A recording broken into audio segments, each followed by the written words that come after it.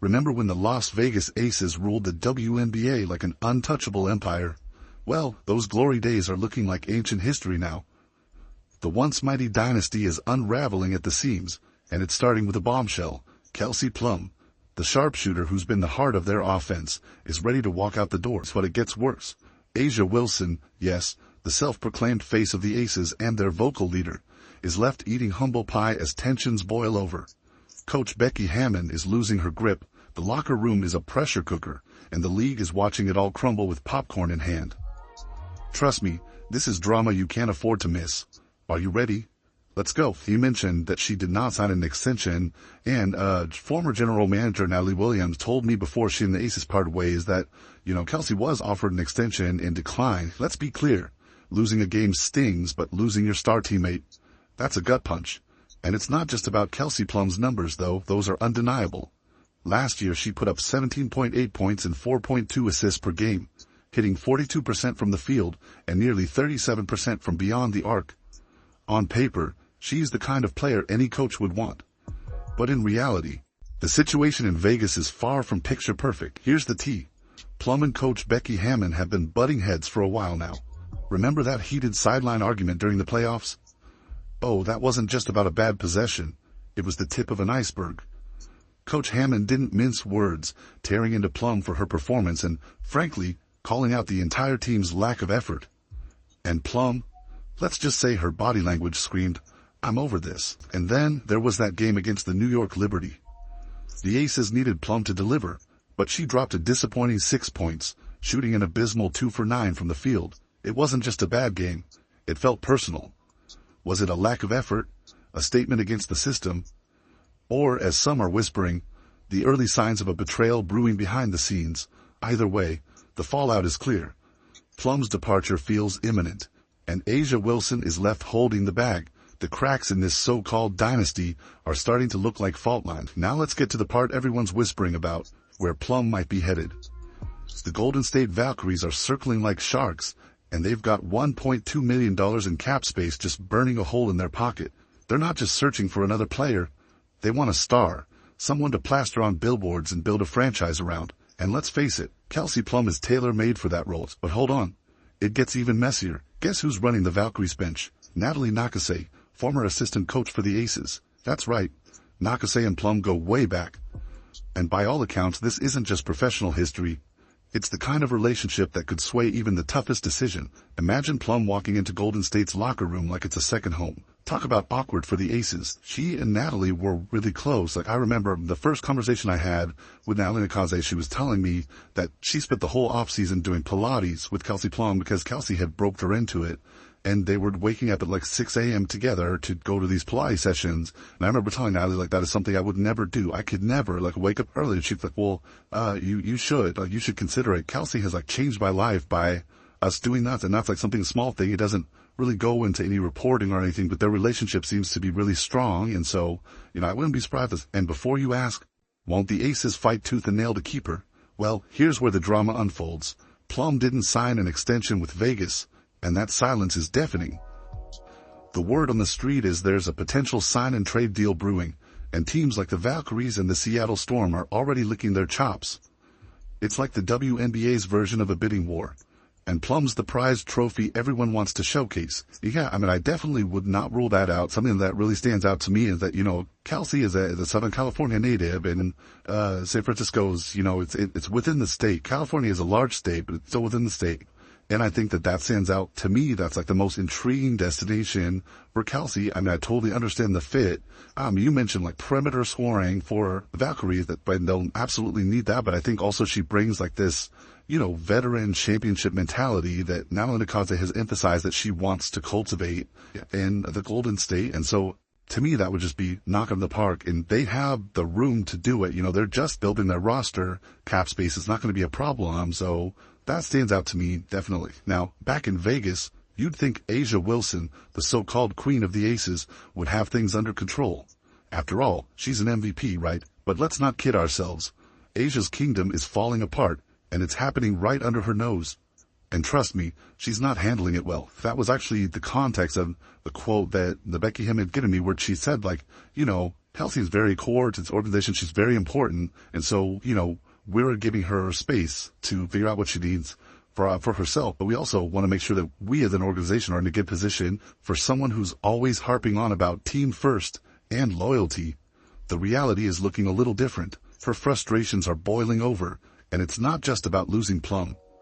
Remember that infamous playoff moment when she and Plum clashed? Tensions were already sky high, and Asia decides it's a great time to publicly question her teammates' commitment. Who does that during a crucial series? It was a cringeworthy leadership fail, and let's just say, Plum didn't forget. And if you thought it stopped there, think again. Asia's gone full locker room lecture mode, calling out the whole squad. We need to be better. We can't just rely on one or two players to carry us. Sure, on paper, that sounds like good advice. But when you're the one delivering it, while your own leadership is under scrutiny? Yikes. That's the pot calling the kettle black, isn't it? Here's the reality. Asia Wilson is a force of nature. Her passion, unmatched. Her talent, unstoppable. But her approach, that's where it all falls apart. Some teammates rally behind her fiery energy, but others, not so much. It's like walking on eggshells in that locker room, and guess who's stomping around in combat boots? You know what they say about pressure creating diamonds? Well, in the case of the Las Vegas Aces, it's cracking their entire foundation. Asia Wilson may be the queen of this crumbling empire, but even she's struggling to keep her crown straight. Her frustration isn't just about losing games or teammates, it's about losing control. And for someone who's been the face of the franchise, here's the kicker. Asia's meltdown is bigger than just her. It's a symptom of the Aces' real problem. They've been sipping their own champagne for so long, they forgot how quickly a dynasty can turn to dust. This isn't just a rough patch, it's the fall of an empire. And if you thought Asia's public outbursts were messy, wait until you hear what Coach Becky Hammon has to say. Spoiler alert, she's not sugarcoating anything. You know that sinking feeling when you see a disaster brewing, but it's too late to stop it. That's the Aces locker room in 4K. And Hammon, once the mastermind of this team's success, is now watching her championship-winning squad unravel faster than a bad reality TV show. Though that when I spoke to Becky last month, it was unclear. I requested to interview Natalie Williams recently in the Aces Decline, so obviously this is something that they don't want to talk about right now. But to me, it seems quite unlikely that they're going to even make a hire, and I know that it feels like they're trying to leave that up in the air. That's what Becky Hammon tried to, I think, imply when I've spoken to Nikki Vargas, team president. Hammon's not just frustrated, she's downright heartbroken. Think of it like this. She's the parent who gave her kids everything, only to watch them throw it all away for Instagram clout and brand deals. And she's not wrong. The Aces 2024 season didn't just end with a loss. It ended with a wake-up call that this team is no longer what it once was. The whole league has been pissed off for the last 8 months, and my players are in commercials and this and that and being freaking celebrities, and you get distracted. But Hammon, she's not sitting quietly in her office. She's calling it out for what it is. After their playoff collapse, she dropped a bombshell. It's not going to be the same group next year, it just won't. Translation? She's had enough. The Aces are getting an overhaul whether the players like it or not. We have to get better. We have to really take a sharp look at that ourselves, look ourselves in the mirror, see our shortcomings, and then, you gotta make the moves necessary, whatever that means, to put the best product that we possibly can. It's not gonna be the same group probably next year. It just won't. And I'm sad about that, because I really like that group. They were a pain in my ass, but I was a pain in their ass too. It's a harsh dose of reality, but maybe it's what they need. Hammon isn't just talking about swapping jerseys. She's talking about reviving the soul of a team that once played for the love of the game, not for the cameras. And if her words are any indication, the Aces are heading into 2025 with a whole new game plan. Or they'll face even bigger consequences. While the Aces are spinning in chaos, let's take a moment to spotlight the Indiana Fever, because they're doing something that's becoming a rarity in the WNBA these days, thriving without drama. While Las Vegas is stuck in a cycle of leaks, tantrums, and implosions, the Fever are methodically and quietly building something that could reshape the league entirely. No fireworks, no infighting, just a good old-fashioned game plan that's starting to pay off in spades. Think back to where this team was a few years ago, a struggling franchise, ignored by most, and on a seemingly endless rebuilding journey. But now, They've got a blueprint that other teams should be taking notes from. And at the center of it all is their franchise player, Caitlin Clark. From day one, the Fever made it clear. They weren't just drafting Clark to play basketball. They were drafting her to lead the charge toward a new era. There's something about the way she plays the game, her passing, her shooting, that people really identify with. I really feel like we're poised and we're set up for a great, successful next era of Fever basketball. But it's not just about having a superstar. That's where many teams go wrong. They focus on one player and hope for the best. The Fever, they're building a culture. It's about team chemistry, humility, and work ethic. They're crafting an environment where every player feels like they belong, and it's paying dividends. This isn't just a basketball team anymore. It's a movement. You want proof? Look at their leadership. The return of Kelly Krauskopf as team president has been a masterstroke. This is the same woman who built the Fever's championship team in 2012. She knows how to create a winning formula, and she's brought in a team of like-minded individuals to help make it happen. General Manager Amber Cox, with her experience from the Connecticut Sun and Phoenix Mercury, has been a vital part of this turnaround.